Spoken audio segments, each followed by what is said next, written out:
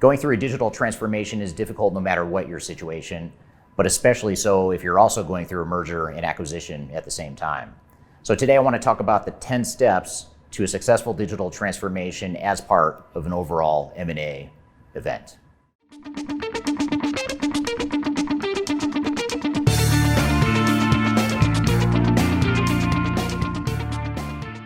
My name is Eric Kimberling. I'm the CEO of Third Stage Consulting. We're an independent consulting firm that helps clients through their digital and business transformations. And mergers and acquisitions oftentimes entail digital transformations. And typically merger and acquisition events are one of two scenarios. One is a sort of a carve-out where a private equity firm has bought part of an existing company or an existing parent company, and they want that company to now stand alone on its own, or another company has acquired an entity from another company, and that new entity or that acquired entity is getting acquired with the acquiring company. So it's more of a merger and acquisition integration.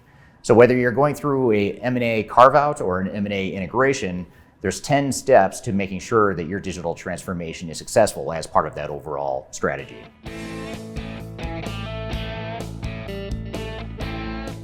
The first step to any sort of successful M&A digital transformation is to understand any sort of time sensitivities around your transformation. Most transformations have an aggressive timeline and a need or a want to be on time and successful and under budget and that sort of thing. But typically in an M&A environment, there is even more time and cost pressure. That could be because the private equity firm wants to maximize its return on investment so it can flip the company and go sell it to someone else. It could be because if you're a carve-out, you have some sort of SLA or an existing agreement with the selling company to maintain the software for a certain amount of time.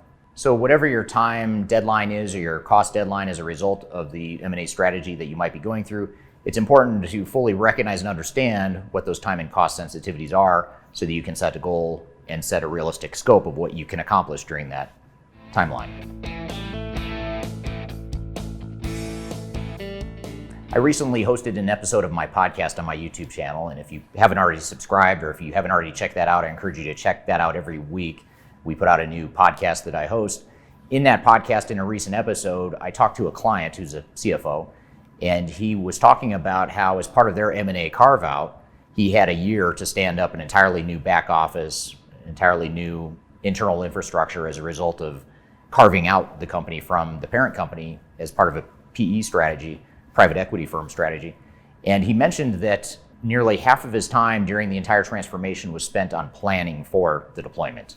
And he talked about how it was so important for him to spend that time up front to really get a view of what needed to get done and have a clear strategy and ensure that everyone was heading in the same direction so that they could execute faster in order to achieve that 12-month deadline that they had to stand up their new back office functions.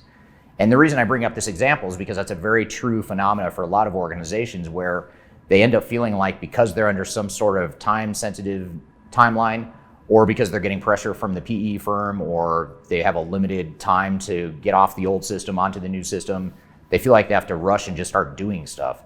And it's important not to lose your head and not to lose sight of the strategy and the overall plan and the overall approach that you want to take as part of the transformation. And the time you spend up front preparing, planning out, getting your blueprint ready, defining your future state business processes, getting your change management strategy in place, getting your program management governance in place, all that stuff's going to help you execute faster. So even if you are under time and budgetary pressure, which most of us are, it's important to make sure you carve out enough time for that initial upfront planning piece as well.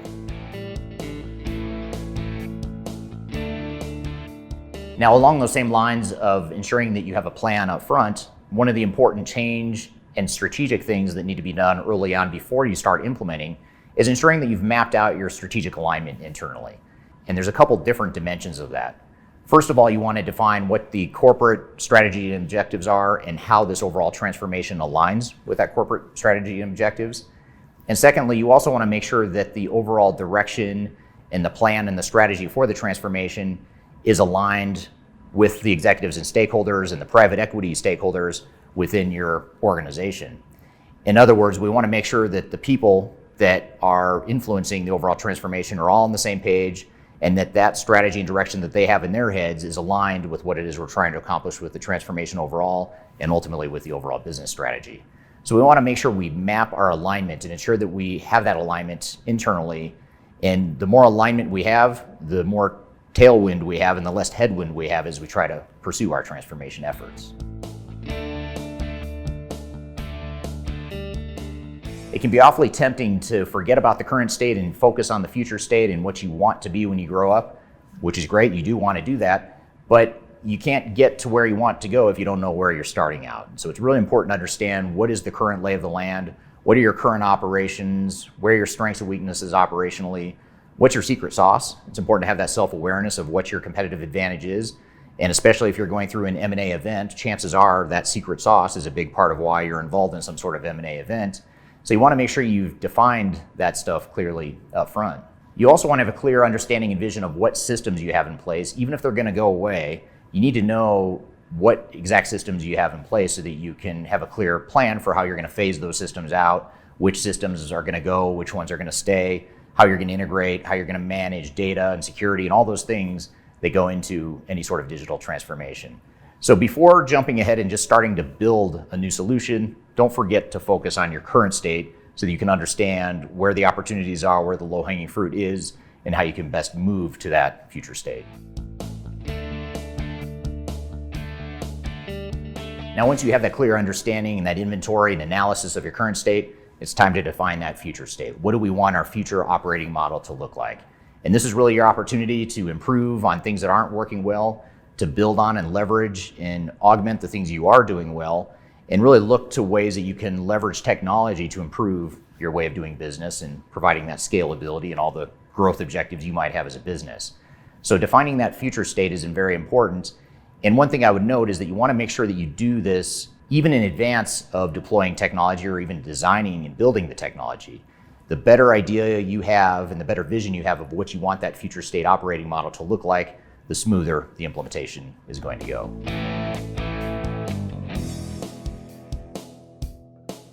Now, business processes are a very important part of any sort of transformation, as is technology, but arguably organizational design is even more important.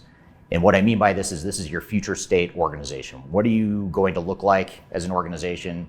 How are you going to be structured? What are people's roles and responsibilities going to be? In most M&A events, whether you're integrating with another firm or whether you're carving out from a firm to become a standalone entity, typically that involves some pretty significant organizational changes from a pure strategy and organizational design and role and responsibility perspective.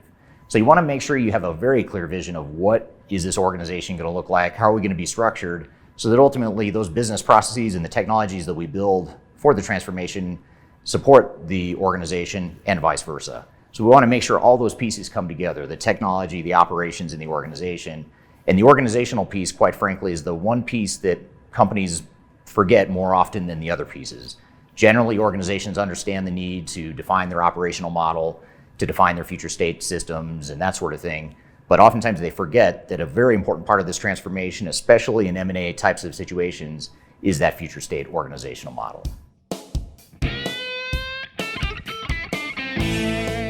Now, once you've addressed those people and process issues, you've gotten a good understanding of where you are today, where you want to head in the future, now you can define what are those systems that are going to be the best fit for you. It may be a single ERP or enterprise resource planning system. It could be that you need functional point systems to handle different parts of your business, like CRM for sales or HCM for HR, or supply chain management, warehouse management, manufacturing, business intelligence. There's a lot of different technologies out there, and there's no one size fits all for any organization. So once you have that clear vision of where you're headed strategically, operationally, organizationally, then you can start to look at what technology is going to best help us get there. And when doing this, it's really important to have an objective and independent, agnostic partner that can help you through the process, that has nothing to gain or lose by you choosing one solution or solutions over another. And that's something that our team at Third Stage can help you with as well. So once we know what the technology is and we know where we're headed, now we can define that overall transformation and transition or implementation plan. This is the plan that's going to get us from where we are today and where we want to be in terms of technology, people, and processes. And there's a lot of different moving parts in defining this plan. One of the most obvious ones is the phasing strategy. How are we going to phase technologies and new processes and new organizational changes? For some M&A situations, you don't have the luxury of being able to phase in different changes. You may have to stand this all up at once as part of a big bang. For larger organizations that are more complex and have multiple locations, operate in multiple countries, that may not be realistic and you may need more of a phasing approach.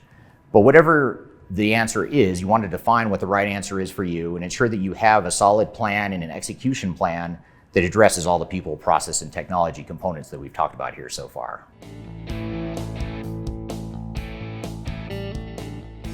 So once we have the overall transformation plan in place, we want to make sure we have a clear change strategy.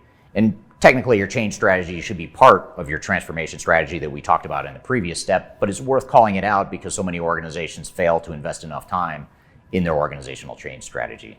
So the things you want to be thinking about here is how are we going to move to the new organizational design? If we're restructuring or reshuffling roles and responsibilities, moving people around, what does that transition plan look like? How are we going to do it? How are we going to work with HR? How are we going to work with unions if we're unionized? How is that going to happen? How is it going to be executed? We also have to think about even just day-to-day operational roles and responsibilities. How are we going to redefine people's jobs so they understand what those roles are and we ultimately, ideally, involve them in the decision-making around what those processes are going to look like. So those are just a couple examples of the things that we need to be doing as part of our, call it strategic organizational design, but we also need the more tactical execution of organizational strategies. So things like, how are we going to train people on the new processes in the new system? How are we going to communicate the changes to them? The more basic blocking and tackling.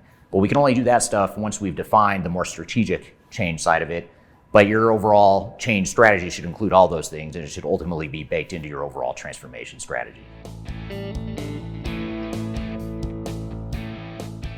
Now, hopefully, if you're involved with a private equity firm or there are financial types involved in this whole M&A transaction, whatever that may look like, hopefully they built some sort of business case. And in most cases, they typically have built a business case or an ROI analysis to justify the acquisition.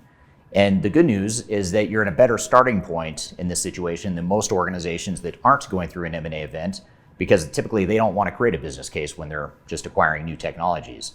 So if you are going through an M&A event and you do have that business case, it's a great opportunity to take the ROI analysis and start to translate that into specific metrics and goals and objectives that you want to accomplish with this transformation. It also gives you a chance to really tie and align this overall transformation with the M&A activity or the M&A event to ensure that you're completely aligned and focused on whatever that end state is that's been defined by your PE firm or your new parent company or whatever the case may be. So making sure you have that business case that you can ultimately translate into a benefits realization plan is a key part of being successful, not just in the implementation, post-implementation, but also in the implementation itself from a project governance perspective. It's going to help immensely with making sure that any sort of business decisions or strategic decisions that are being made as part of the project are somehow aligned with achieving that ROI that's expected in the business case. So if you're looking for more information on how to make your transformation successful as part of your M&A strategy, I highly encourage you to check out some of the downloads I've included below. I've included a number of white papers and reports that will help you. One in particular is our 2021 Digital Transformation Report, which is sort of our annual Bible of what the industry looks like and what some of the trends are, our evaluation of different technologies in the marketplace, our independent ranking of technologies in the market, and also, more importantly, the best practices on what it takes to make your transformation successful. So I highly encourage you to check out that download. I've included links to that and other downloads below. So I hope you found this information useful, and I hope you have a great day.